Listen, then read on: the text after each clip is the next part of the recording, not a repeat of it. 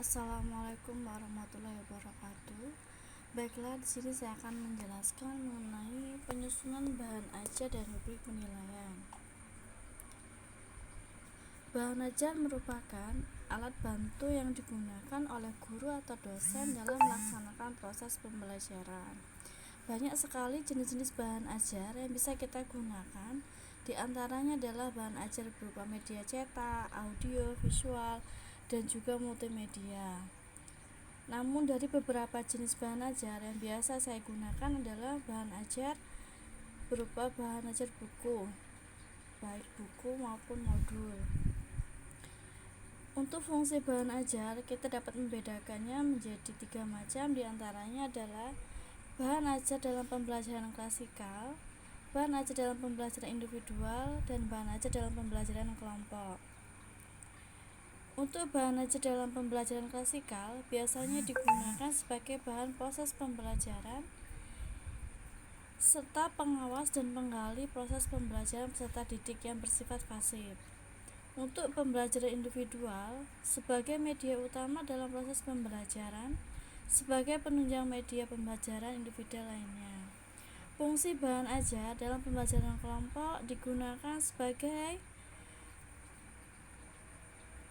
proses informasi tentang materi dan orang-orang yang terlibat dalam pembelajaran kelompok tersebut. Karakteristik bahan ajar itu terbagi menjadi 3, yaitu yang pertama self-instructional, yang kedua self-contained, stand-alone, dan adaptive.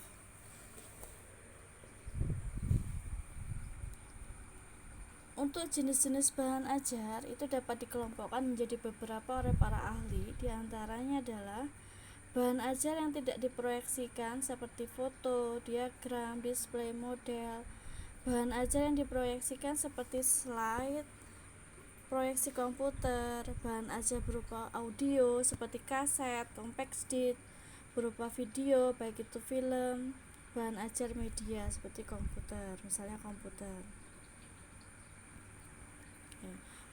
Begitu juga jenis-jenis bahan ajar dapat dibedakan menjadi dalam berdasarkan bentuk, yaitu baik bahan ajar cetak, bahan ajar display, audio dihubungkan dengan visual diam, bahan ajar video, dan bahan ajar komputer. Untuk selanjutnya adalah jika dilihat dari sudut pandang beberapa ahli, dapat dibedakan dalam 2 kelompok besar, yaitu jenis bahan ajar cetak dan bahan ajar non-cetak. Biasanya bahan ajar cetak yang sering saya gunakan adalah berupa buku, modul, handout, dan lembar kerja. Untuk non-cetak biasanya saya gunakan adalah video dan OHT.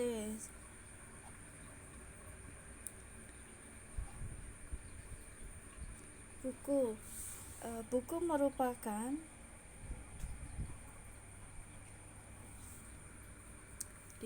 buku yang digunakan seharusnya menggunakan bahasa yang sederhana, menarik, karena biasanya buku itu merupakan salah satu alat bantu yang dapat digunakan oleh guru maupun peserta didik dalam memahami ilmu sesuai dengan mata pelajarannya masing-masing. Buku dapat dibedakan menjadi 4 jenis menurut Prastowo. Yang pertama adalah buku sebagai buku sumber, sebagai buku bacaan, buku pegangan, dan juga buku ajar atau buku teks. Buku sumber merupakan buku yang dapat dijadikan sebagai rujukan, referensi, kajian ilmu tertentu yang biasanya merupakan suatu kajian yang lengkap. Sedangkan buku bacaan dapat berupa novel, legenda, dan sebagainya. Buku pegangan biasanya buku yang sering digunakan atau dijadikan pegangan oleh guru atau pengajar dalam proses pembelajaran. Begitu juga dengan buku ajar atau buku teks, yaitu buku yang disusun dalam proses pembelajaran yang berisi materi pembelajaran yang akan diajarkan. Untuk handout, modul, dan lembar kerja siswa, itu biasanya handout dapat digunakan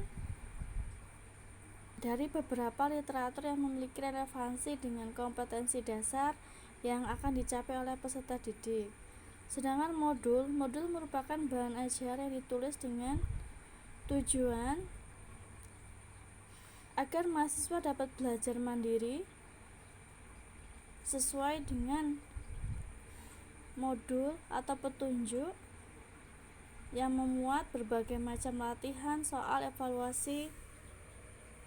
Begitu juga dengan lembar kerja peserta didik atau LKS. LKS biasanya memuat beberapa materi, ringkasan, dan tugas-tugas yang berkaitan dengan materi, sehingga peserta didik diharapkan dapat belajar mandiri. Teknik penyusunan bahan ajar cetak itu dapat kita lihat beberapa, diantaranya adalah judul atau materi yang disajikan dalam bahan ajar harus memuat kompetensi dasar dan materi pokok yang peserta didik dalam proses pembelajaran. Penyusunan bahan ajar setidaknya itu ada 6 yang perlu dipahami, yaitu bahan ajar itu harus ditampil dengan jelas dan menarik. Sebaiknya disusun dengan mudah, judul yang singkat, padat, terdaftar isi, struktur, serta rangkuman dari pembaca. Bahasa yang digunakan harusnya bahasa yang mudah dan dimengerti. Adanya stimulan yaitu seperti menarik untuk dilihat serta tulisan bahan ajar cetak mendorong pembaca untuk berpikir dan menguji stimulan. Nyaman untuk dibaca dan sajiannya terstruktur.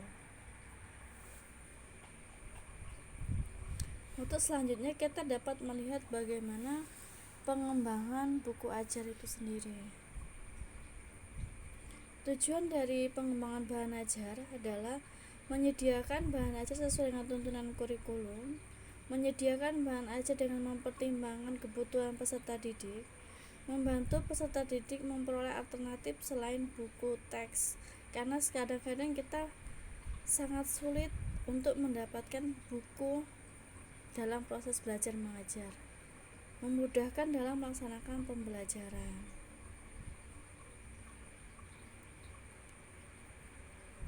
Selanjutnya kita lihat bagaimana teknik penyusunan bahan ajar.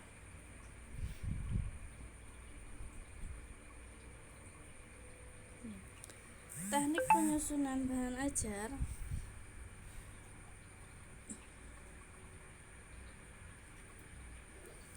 isi dari teknik penyusunan bahan ajar adalah buku atau bahan ajar merupakan buku teks yang digunakan sebagai standar pada mata pelajaran tertentu.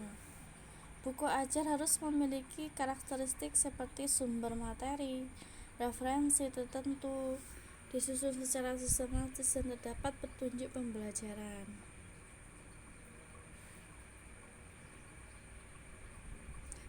Untuk penyajiannya, bahan ajar itu tahapannya adalah sederhana ke kompleks, saling memperkuat bahan kajian, menarik minat dan perhatian peserta didik, serta memperhatikan aspek kemampuan moral peserta didik.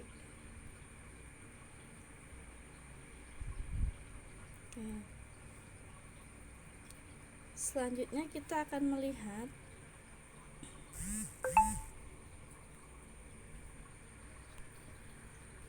beberapa aspek penting yang dapat dinilai dalam bahan ajar, yaitu bagaimana materi atau isi, penyajian materi, keterbacaan, teks, ilustrasi, dan kebahasaan.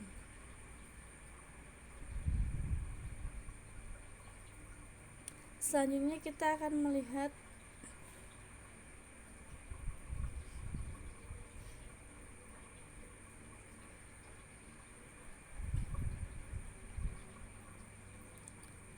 bagaimana